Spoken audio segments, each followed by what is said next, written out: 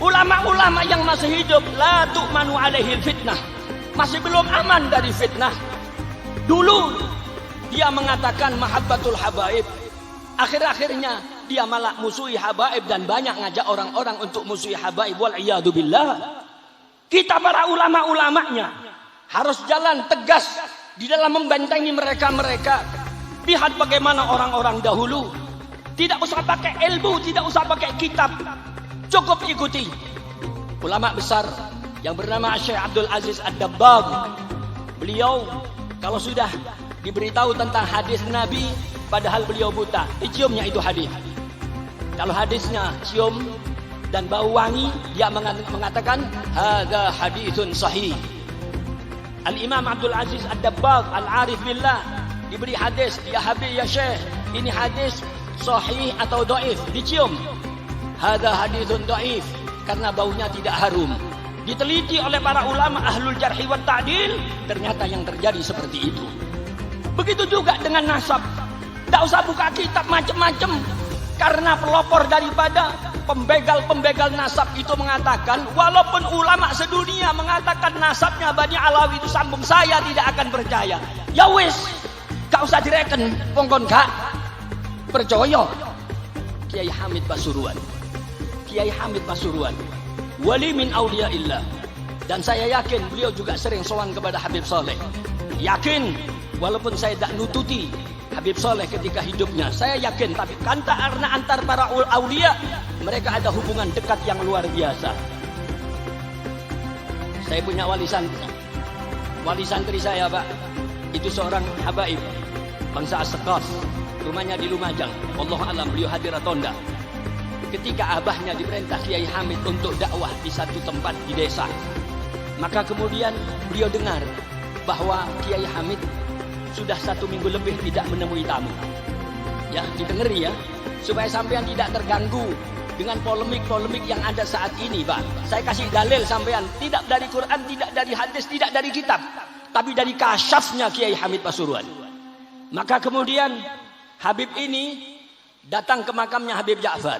Setelah baca Yasin, beliau bilang, ya Habib, saya kepingin ketemu Kiai Hamid. Sudah 1 minggu beliau tidak nemui tamu, Bib.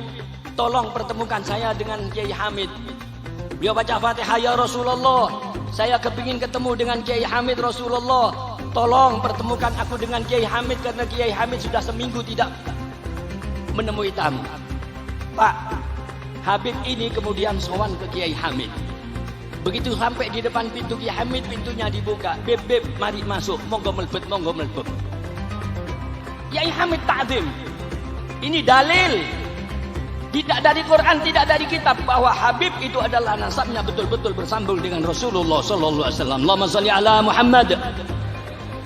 Tidak usah Habib Muhtar yang jawab. Nanti kalau Habib Muhtar yang jawab, di framing lagi sama orang-orang.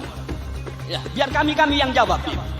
Ini menunjukkan bahwa Habib itu ada dan Habib itu dihormati sama Kiai Hamid. Ingat Pak ya, tadi Kiai Hamid lapor kepada siapa?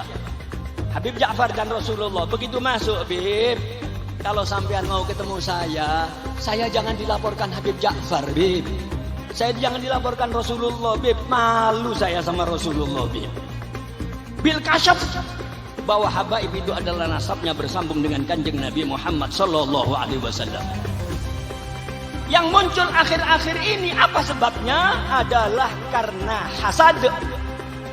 Dulu guru saya Habib Alwi Al-Idrus rahimahullah bin Salim di Malang, beliau mengatakan orang-orang yang menyerang para habaib itu mereka adalah karena sifat hasad. Dan rata-rata mereka yang nyerang itu adalah sesama hidung mancung. Kalau sekarang tidak Pak, pesek-pesek melok menyerang sekarang. Pesek-pesek, dengarkan ya, jangan ikut nyerang-nyerang, tidak usah ikut-ikut. Ikuti para ulama-ulama seperti Kiai Hamid dan habaib-habaib kita, ulama-ulama kita yang dulu, yang sangat cinta dan takdimnya luar biasa kepada beliau-beliau. Allahumma shalli ala Muhammad. Dan tidak ada orang-orang yang jelek melebihi daripada orang-orang yang hasad. Sebagai penutup,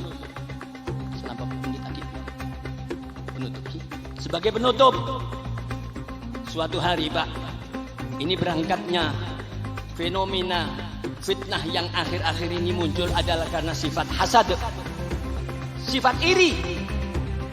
iyyakum wal hasad fa innal hasada ya'kulul hasanat. Hati-hati dengan sifat hasad, iri kepada orang lain, karena orang yang punya sifat iri itu akan memakan pahala ibadahnya sendiri.